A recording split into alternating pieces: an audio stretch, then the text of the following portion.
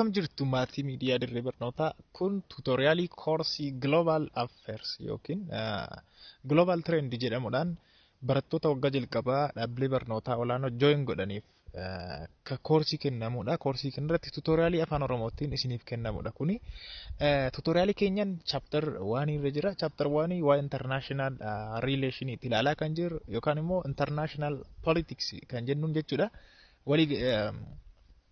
Hariiroo yookaan siyaasa addunyaa jechuudha. Paartiiwwan darban keessatti waa international relation ilaallee turre. International relation maal akka ta'e, international relation keessatti taphattoonni eenyu faana akka ta'an aktariin jechuudha. State actors fi non state actors fakkeenya wajjin laallee turre jechuudha. Paartii kanaan ammoo kan wajjin laallu waa international relation yommuu analyze goone yookiin yommuu xiinxallu eessaa kaaneetu individual level sadarkaa nama dhuunfaarraa, group level sadarkaa gareewwaniirraa, state or unit level sadarkaa biyyaarraa fi system or global level sadarkaa system yookaan sadarkaa addunyaatti jechuudha. International relation tokko yommuu xiinxallu achumaan ammoo gara dhumaarraa waa'ee power ilaala, waa'ee aangoo, anarchy, sirna waleessummaa jechuudha. Sovereignty waa'ee birmadummaa laalleetu kan xumuru jechuudha.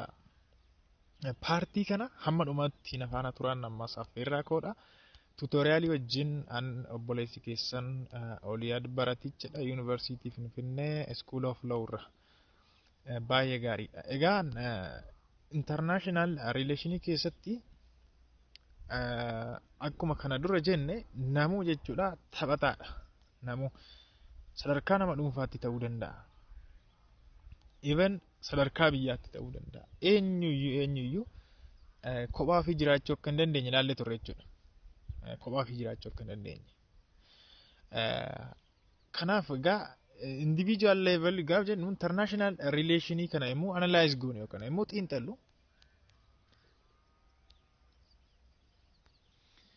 namoonni dhuunfaan jechuudha dhiibbaa isaan addunyaa kanarratti fidanidha.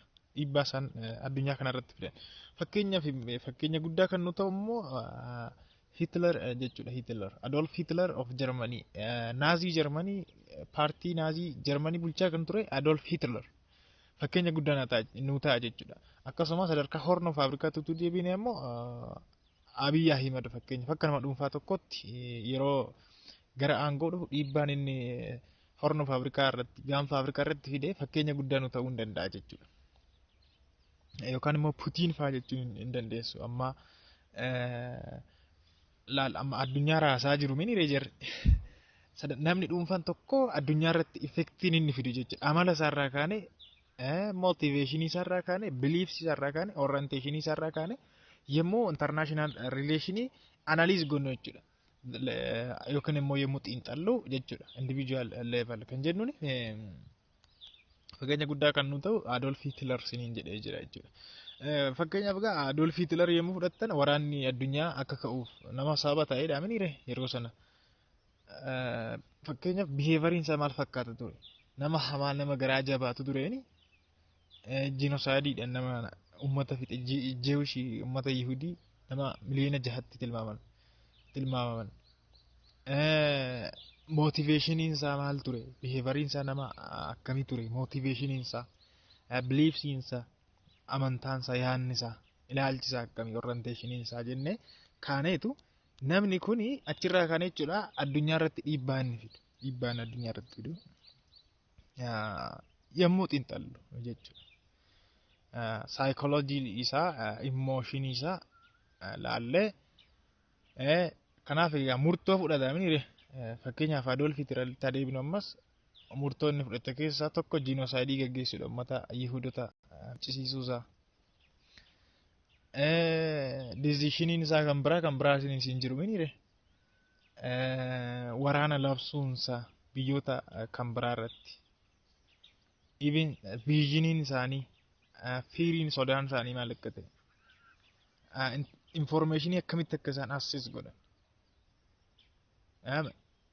Jijjiirama yookaan adda addummaa fiduuf garaagarummaa uumuudhaaf capacity isaan qaban jechuudha namoonni sun. Abiy Ahmedis fudhadhaame jalatti.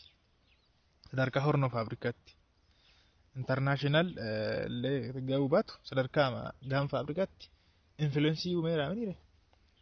Kanaaf akkas jechuu keenya individual level yommuu jennu international relation yookaan international politics tokko yommuu qo'annu sadarkaa nama dhuunfarraa kaanee yommuu qo'annu jechuudha yommuu international relation gamaggamu xiinxallu jechuudha. Group level immoo sadarkaa gareewwaniitti jechuudha. Sadarkaa gareewwanii kanaaf immoo sababa guddaa kan nuti lobby groupidha. Lobbying group jechuun warra injiramini lobbying group jechuun warra dhiibbaa namoota dhiibbaa uuman jechuudha warra biirokraatii irratti yookaan immoo politishiyaaniin akka walii galan namoota gidduu deeman dhiibbaa uuman pireesharii uuman jechuudha. Yookaan immoo warri paarlaamentii tokko ta'uu danda'a fakkeenyaaf lobbying groupiin paarlaamentii keessatti hojjan isaanii paarlaamentii sun poolisii tokko akka inni qulqulleessuuf dhiibbaa warra uuman. Special interest group fedhii addaa kan qaban faata ta'uu danda'u. Fedhii addaa kan qaban gruppiiwwan adda addaa trade union fi fakkeenya fudhachuu ni dandeessu. Pressure group gruppii dhiibbaawwan even activistoota fudhachuu dandeessu. Activistoonni nama pressure gruppii namaniire mootummaa irratti dhiibbaa warra uumanidha jechuudha. Influence warra godhan national decision tokko yookaan murtoo biyyoolessaa tokko warra decision making national decision making irratti dhiibbaa warra fidan jechuudha. Kanaaf achirra kaan egaa yommuu international relation qo'annudha. Group level kan jennuun jechuudha. Ittaansa state levelidha jechuudha. State level sadarkaa biyyaatti international relation xiinxaluu hin dandeenya. Dhiibbaa biyyi tokko addunyaa keessatti fiddu yookaan unit level jechuun hin dandeenya ishee kanaan. Unit level or state centrism or unit level jechuun isin dandeenya. Kana jechuun ammoo biyyi tokko dhiibbaa isheen addunyaa irratti uumtu. Biyyi tokko in this level of analysis the state acts as the arena in which stand officials, politicians and decision makers operate. Keessumaa yeroo ammaa kana stateidha. Gahee guddaa taphataa kan jiru addunyaa keenya keessatti state irratti fookasiin kan kennamaa jiru. State levelii kanarratti stateidha jechuudha. How state level study would also require careful consideration of what kinds of states we are looking at. Biyya asaa jirru kuni biyya akkamiiti? How they are ordered politically. Siyaasni ishee akkamittidha kan qindaa'e kan order ta'e. Geographical positioning ishee akkami? Jechuun eessadha qubannaa haalli qubannaa ishee eessadha? Horn of Afrikaa keessa moo kan Europe keessa? Iddoo sana ta'uun ishee immoo international relation keessatti jijjiirama akkamii fida? Their historical ties and experience and their economic standing. Biyya tokkorraa kaanee yommuu international relation qo'annu jechuudha. System levelidha kan biraan immoo sadarkaa yookaan immoo global jechuudha inni kun sadarkaa addunyaatti system level yommuu jennu jechuudha. This level of analysis conceives the global system as a structure or context within which states cooperate. Global system yookaan sirni addunyaa kun sirna akkamiiti jechuudha. Biyyoonni kan walitti qindaa'an jechuudha. Cooperate godhan. Qindoomina kan uuman jechuudha. Compete kan itti wal dorgoman biyyoonni. Karaa kamiin kan jedhu kun karaa sadeen kanaan ta'uu danda'a asii gaditti ilaalla. Egaa gaaf kana egaa interestii wayii qabu mini interestii national interest yookaan faayidaa biyyoolessaa qabu biyyoonni gaafa walitti qindaa'an walitti gurmaa'an bilookii faa gaafa uuman akkas jechuudha. Unipolar kan jennuun maalidha? Maatii miidiyaa dirree barnootaa unipolar kan jennuuni statein tokkittiin jechuudha yommuu addunyaa control gootu biyyi tokkittiin. Unipolar international system kan jennuun there is one state with the greatest political, economic, cultural and political military power and and the ability to totally control other states jechuudha.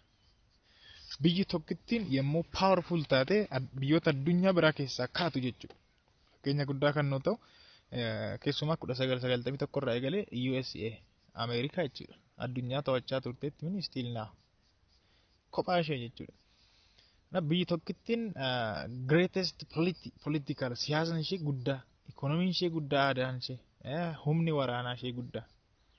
Gaafa kana ta'u ammoo biyyoota biraa to'achuuf aangoo qabdi jechuudha.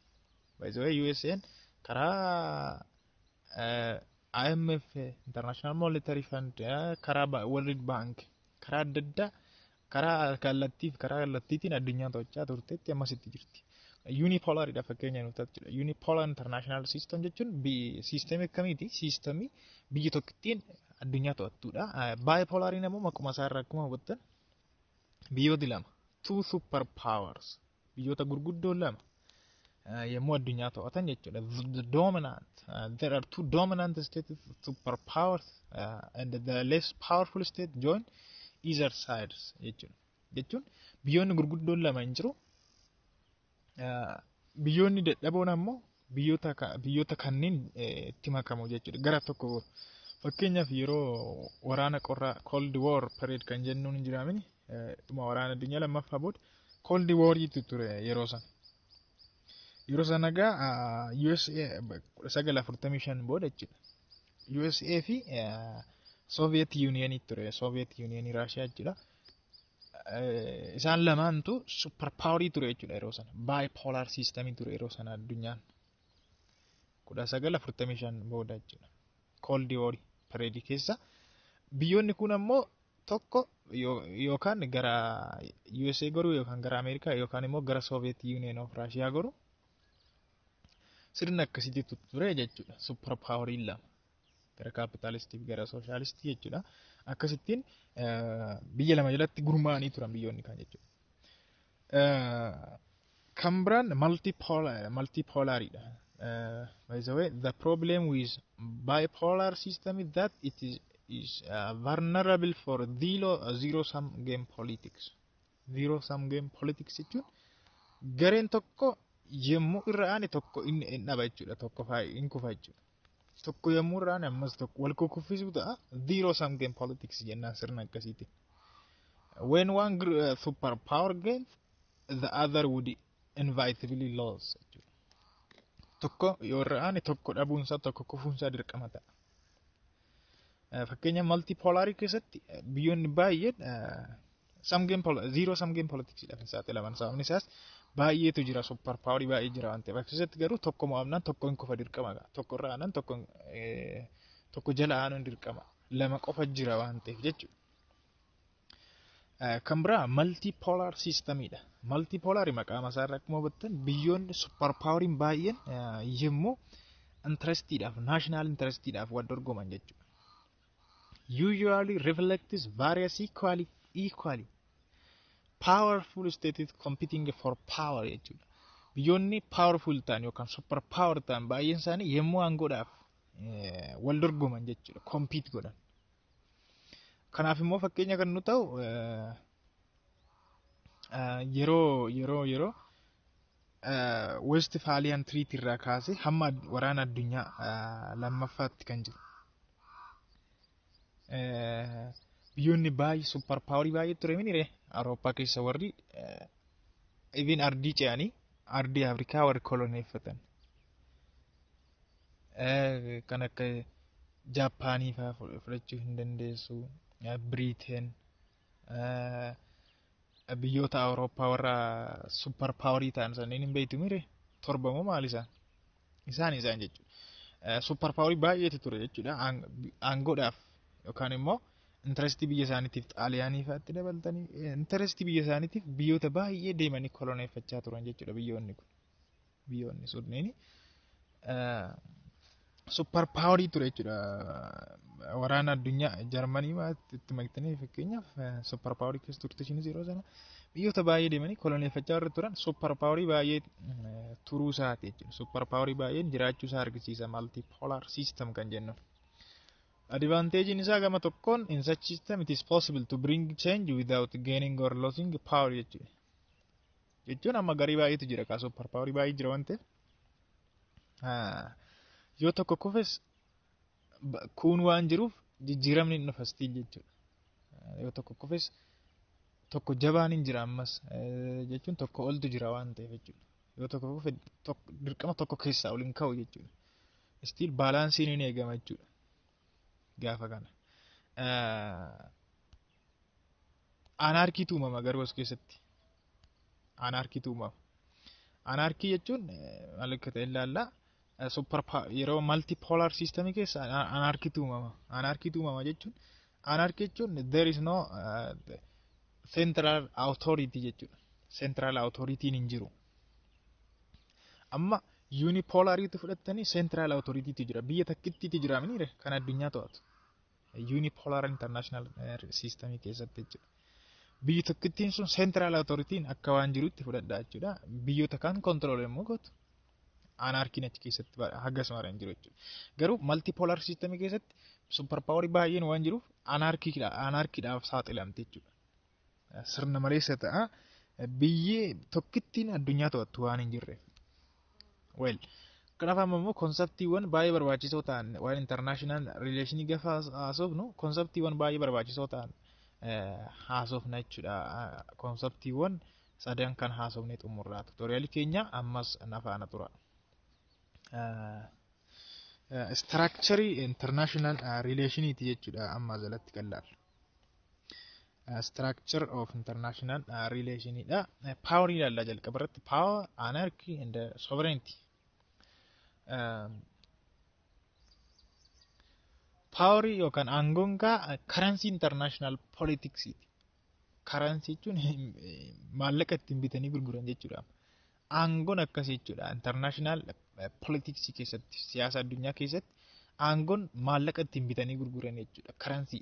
As money is for economics, power is for international relation or politics. Qarshiin maaliif economyidhaaf mini diinagdeedhaaf nu gargaara. Horiin yookaan qarshiin.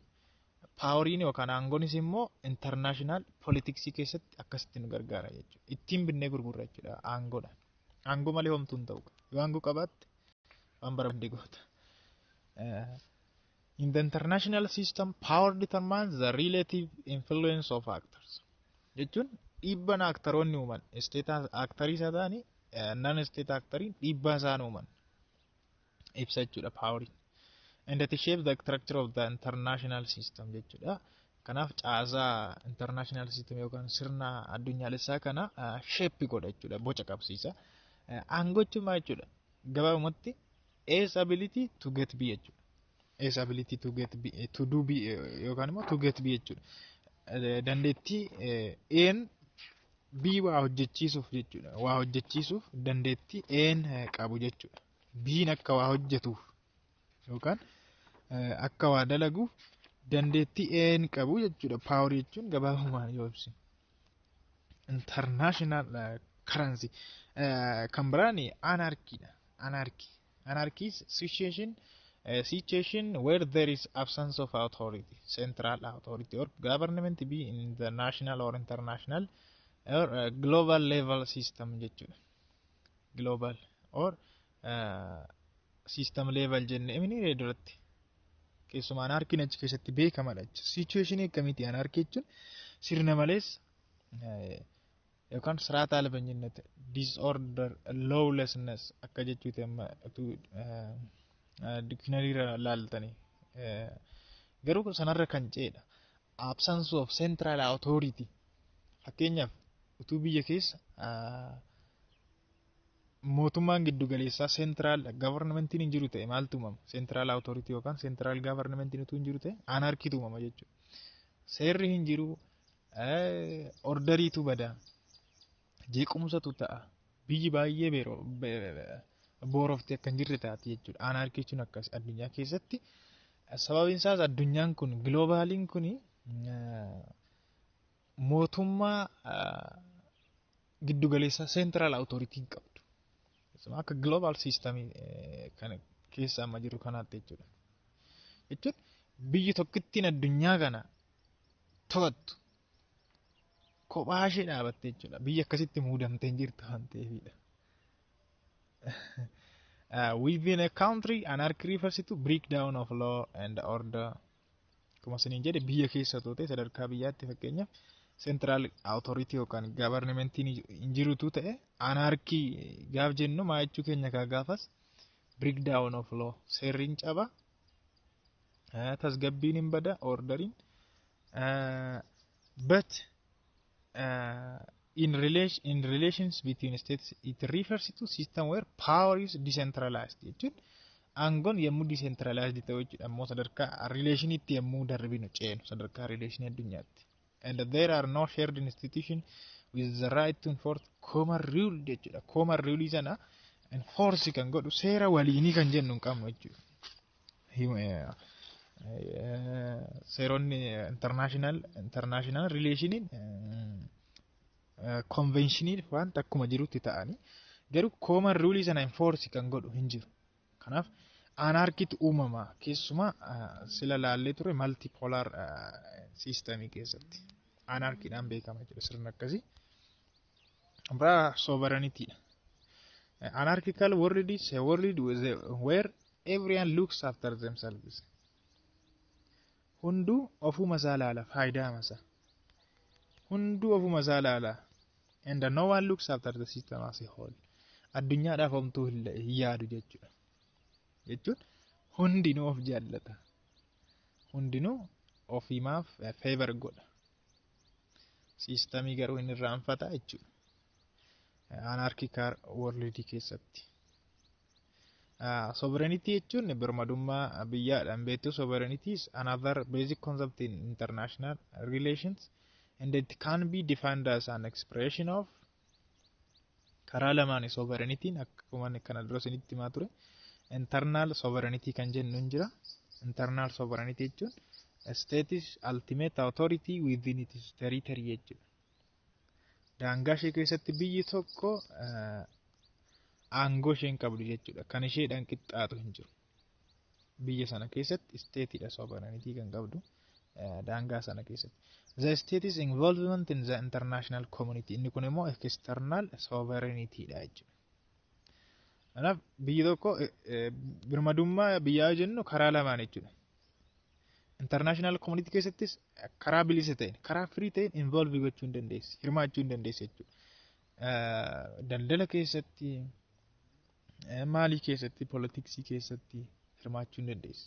International community yookaan immoo global system keessatti.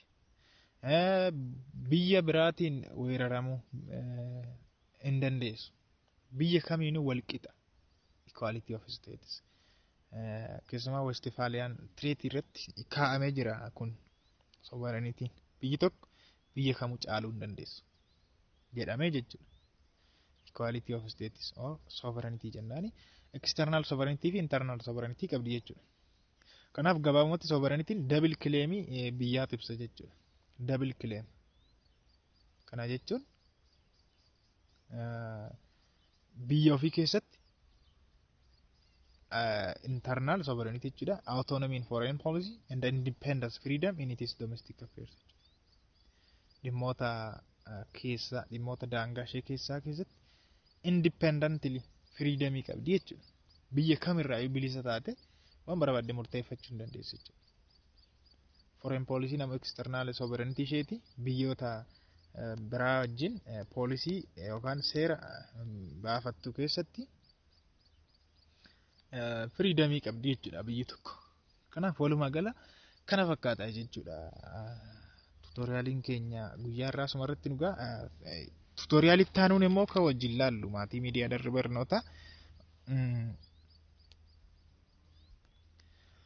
waa'ee theories of international relations topic jedhudha jechuudha. Topic kana gadi fageenyaan kan wajjin laallu waa'ee idealism liberalism ilaalla, realism ilaalla, structuralism or marxism, constructivism dhumarra immoo critical theory ilaalleetu chapter 1 goolamna jechuudha. Kana booda paartii tokko qofadha kan nuufu hamma ammaatti waan hordoftaniif ulfaadhaadha.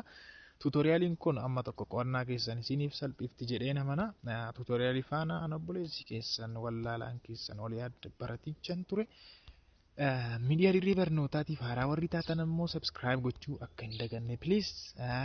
Karaa telegiraamii immoo maateriyaaliiwwan argachuu yoo barbaaddan odeeffannoo barnootaa argachuu barbaaddan akkasuma immoo beekumsa waliigalaa tola shamatachuu barbaaddan karaa telegiraamii join gochuu hin dandeessu liinkii jala barbaaddanii liinkii miidiyaa dirree barnootaa jechuudha. Miidiyaa dirree barnootaa karaa telegiraamiis hordofuu hin dandeessu yoo barbaaddan immoo naqunnamuus yoo barbaaddan karaa masana naqunnamuu hin dandeessu jechuudha yookaan karaa feesbuuka koo liyaad baraticha kunoos baanarii irraa hin argattu ulfaadhaan isiniin jedha nagaan naa tura baay'ee isin jaalladha bye bye.